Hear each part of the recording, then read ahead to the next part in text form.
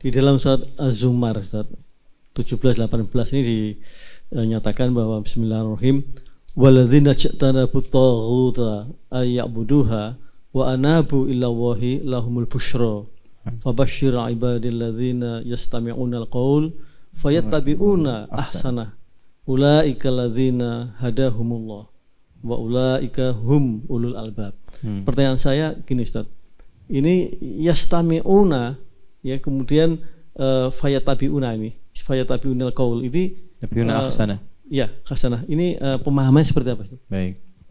Pertama begini, kita padukan dulu supaya nggak putus ayatnya. Tidak ada manusia di dunia ini yang suci.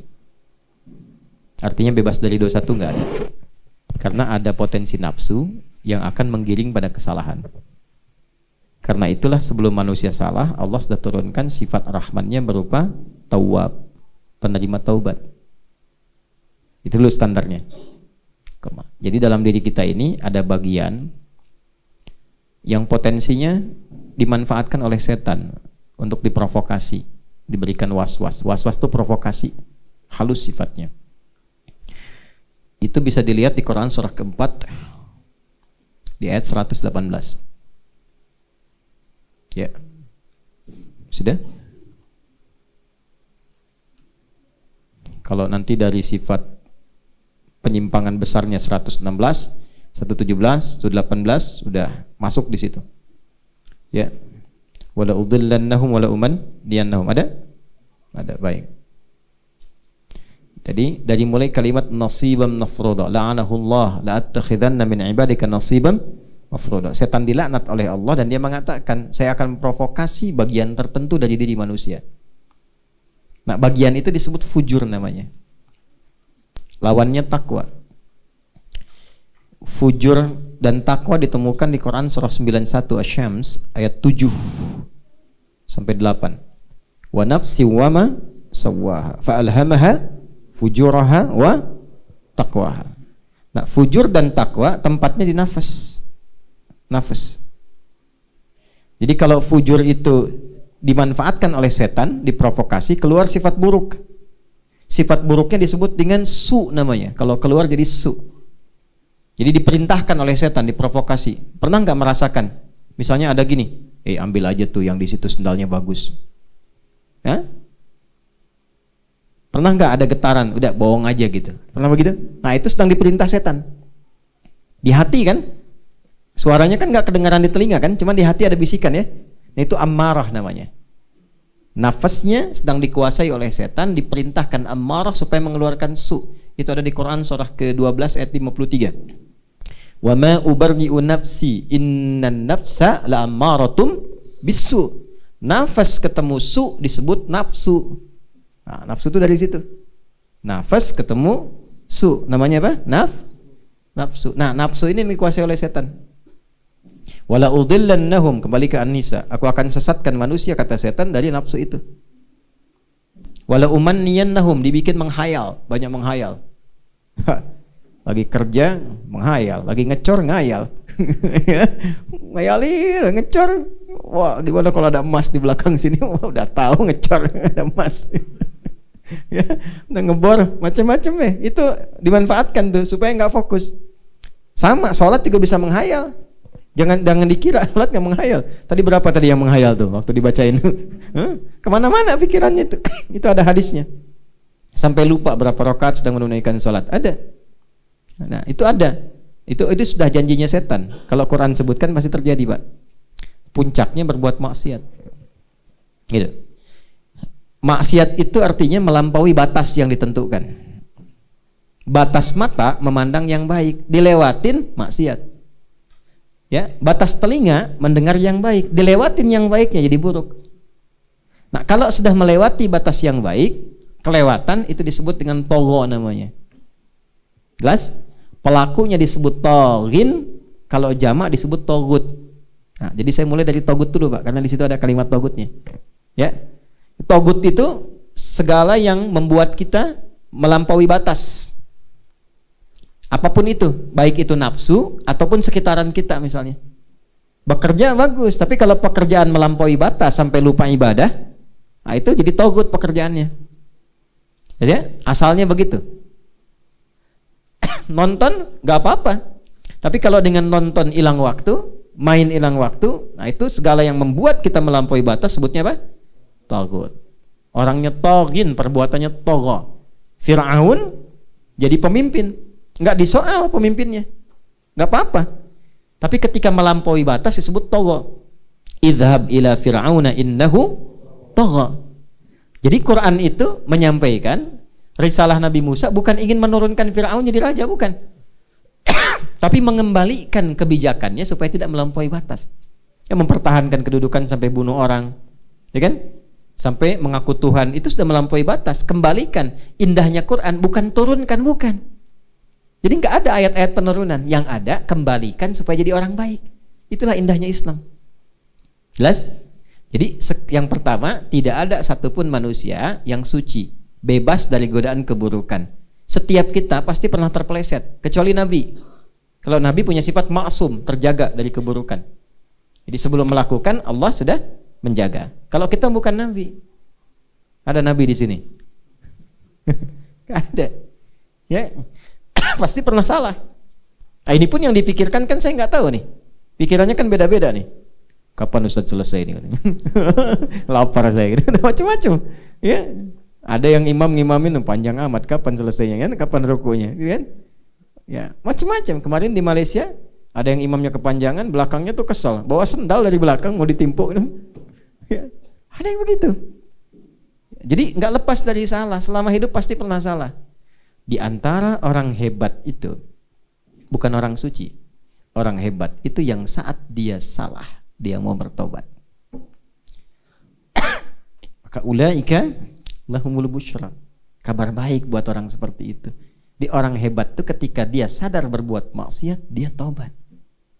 Karena fitrah manusia itu tobat, beda dengan setan. Kalau setan nggak kenal tobat. Makanya ketika salah, diberikan peluang tobat, setan nggak mau tobat.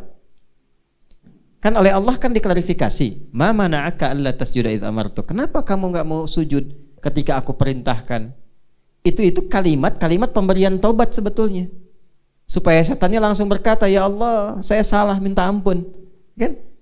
Tapi karena nggak kenal tobat, sombong, aba wastakbar. Karena sombong menutup pintu tobat, makanya memilih sombong. Ana khairum minhu, emang saya istimewa kok ya Allah. Saya lebih keren dibandingkan Adam. Orang hebat kan nggak mungkin sujud pada yang rendahan. Bahasa iblis itu. Makanya disebut iblis. Manusia tidak. Adam oleh Allah diberikan izin untuk salah agar menunjukkan sifat taubat bagi anak-anak cucunya yang bukan nabi. Kalau Nabi Adam kan nabi, mudah bagi Allah untuk mencegah jangan makan tuh buah khuldi.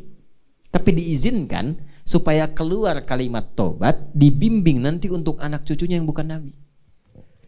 Makanya setelah Adam itu berbuat salah, kan dikonfirmasi kalau ngaji kitabnya lancar, itu kan nanti begini, kan udah aku larang Dam, kenapa dimakan juga? Aku nggak ngira ya Allah kalau ada yang bersumpah atas namamu kemudian bohong. Gitu. Kan iblis bersumpah atas nama Allah. Dam, sebenarnya kamu nggak boleh makan ini supaya nggak jadi malaikat kekal di situ demi Allah. Gitu tuh. Itu iblis tuh sumpah. Nah, Adam tuh kan polos waktu itu karena baik kan, ya Allah, saya tuh nggak tahu kalau ada makhlukmu, hambamu yang bohong menyebut namamu. Kan? Ya kan? Diizinkan oleh Allah, cuman prosedurnya tetap prosedur tetap berlaku, tetap salah, cuman diberi kalimat taubat, diampuni. Makanya Al-Baqarah ayat 37 kan, fatalaqqa Adamu mir rabbih kalimatin fataba. Dibimbing kalimat taubat, itu tuh untuk kita. Apa kalimat taubatnya? Di Al-A'raf ayat 23, Rabbana zalamna anfusana wa illam taghfir lana wa tarhamna lanakunanna minal. Nanti kalimat tobat itu banyak. Tobat dari pembunuhan ada doanya. Tobat salah karena musyrik ada. Ya, tobat karena baru berbuat maksiat langsung diberikan oleh Allah petunjuk. Ini saya agak panjang dulu urutannya nih, ya. Nah, jadi di sini orang-orang yang berbuat salah dan bertobat itu lebih dicintai oleh Allah dibandingkan orang soleh yang tidak pernah merasa salah. Orang yang pernah salah lalu bertobat itu lebih dicintai oleh Allah. Itu ada di Quran surah kedua Al-Baqarah ayat 222. Gampang, 222. Surat 2 ayat 222. Tuh. Ini bukan waktunya kampanye, jadi aman saya nyebutkan tuh. Surat ke berapa? 2 ayat berapa? 222. Tuh. Innallaha yuhibbut tawwabin. Sungguh Allah sangat mencintai para pelaku taubat. Nah, itu berita gembira, Pak. Ulaika lahumul busyra. Nah, kalau sudah taubat cirinya apa? Merubah diri. Jadi lebih taat. Nah, orang taat itu digambarkan dalam Quran, apapun yang Allah perintahkan, siap. Siap. Nah, kalimat Qurannya sami'na. Gitu kan? Makanya tadi di Al-Baqarah di akhir kan dibacakan sami'na wa ata'na. Ghufranaka rabbana wa ilaikal masir. Ilaikal masir. Sami'na. Makanya di situ diteruskan yastami'una al-qaula. Ya kan? Jadi apapun yang Allah sampaikan mereka ikuti. Turun ayat salat, mereka salat. Turun ayat puasa, mereka puasa. Qauli di situ kan firman, Pak. Ya, kalau dijelaskan oleh Nabi disebut dengan hadis. Jadi apa yang disampaikan Allah, sampaikan Rasul, mereka ikuti. Kata Allah salat, salat dia. Nabi contohkan detailnya. Dari yang fardu sampai yang sunnah. Silahkan itu pilihan. Kalau ada salat fardu dengan salat sunnah, pilih mana? Ulangi. Ada salat fardu dengan salat sunnah, pilih mana? Pilih dua-duanya. Ya. Nah, itulah yattabi'una ahsanah itu. Memilih yang terbaik. Jadi ada yang baik, ada yang terbaik. Salat Isya itu fardu, tarawih itu sunnah. Pilih Isya apa pilih tarawih? Ibu-ibu sekarang pasang sejadah untuk tarawih kan? Ya kan? Tarawih kan sunnah, Isya fardu. Ya, pilih mana? Pilih Isya dan tarawih. Jadi Isya itu bagus, ya kan? Tarawih itu baik, tapi bisa tarawih dan bisa sholat Isya, itulah yang terbaik. Sama, fardunya kan 5, tapi ada rawatib, ada sholat duha. Kalau bisa kita kerjakan, itu ahsanah namanya. Itu Pak ya? Zakat itu wajib, infak sunnah. Bapak bisa zakat itu biasa karena kewajiban. Tapi kalau bisa infak itu ahsanah namanya. Jelas ya? Baik, jadi di sini kita urutkan dulu, nggak ada orang yang suci sifatnya. Pasti pernah salah. Di antara sekian yang salah adalah orang tobat, orang mulia. Ciri orang yang tobat yang diterima dan dicintai oleh Allah, dia senang merespon apa yang Allah sampaikan. Ada ayat sholat, pengen sholat. Ada ayat puasa, pengen puasa. Dan dia berusaha menempuh yang terbaik di balik semua firman itu. Maka kalau ada yang melakukan demikian, itulah yang disebut dengan ulul albab. Apa artinya ulul albab itu? Albab itu jamak dari kata lub. Tahu kelapa nggak? Ya, kelapa. Kelapa paling mahal tuh di Tapos. Tuh. Satu pohon 2 karung beras. Kelapa tahu ya? Ya. Kelapa ada kulit luarnya kan? Serabut ya. Setelah itu ada apa? Batok. Setelah itu dagingnya. Tahu nggak di dalam kelapa yang paling dalamnya itu ada yang halus. Pernah makan kelapa kan? Di dalam itu ada yang halus betul, ya. Yang lembut, daging lembut dalamnya. Nah itu lub namanya dalam bahasa Arab. Intinya, inti sesuatu. Jadi ada orang yang memahami inti sesuatu. Ya, tahu dia jalan hidupnya. Sholat, bagus sholat. Kalau antum masih sholatnya fardu, itu masih dagingnya. Tapi dia kalau mengerti tentang manfaat sholatnya sampai dikejar sunnahnya, tahajudnya, itulah lub, dia tahu inti kehidupan. Tahu sesuatu. Kenapa saya harus wakaf? Tahu manfaatnya apa? Itu lub namanya, ulul albab. Ya. Ya? Nah, jadi kalau cuma sekedar memenuhi kewajiban sholat, nah itu baru batoknya. Ya kan? Kalau lambat-lambat serabut tuh. Ya. Tapi kalau belum dipanggil sudah datang, itu ulul albab. Ya, di ulul albab itu tahu esensi kehidupan. Makanya yang diikuti ahsanah, Pak. Jadi ulul albab itu selalu inginnya dia yang terbaik. Kalau jamaah yang terbaik, kalau infak dengan harta yang terbaik.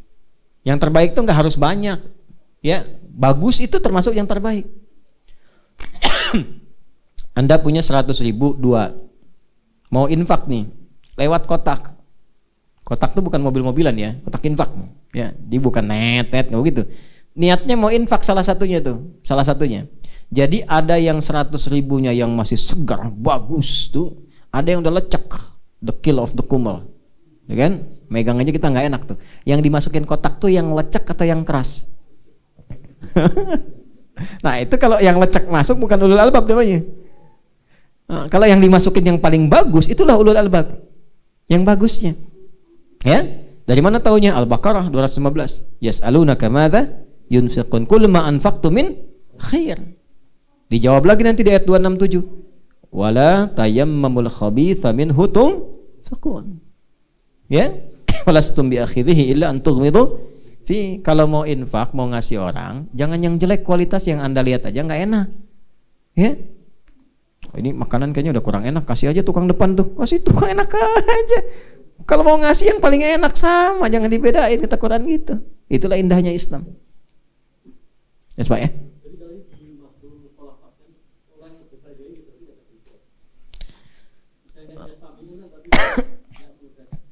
Hidayah banyak jenisnya. Hidayah banyak jenisnya. Ada hidayah untuk meningkatkan amal soleh. Salah satunya itu. Ada hidayah untuk taubat. Ada hidayah untuk masuk Islam. Orang belum muslim, dengar azan, Allahu Akbar, Allahu Akbar. Mana Umar?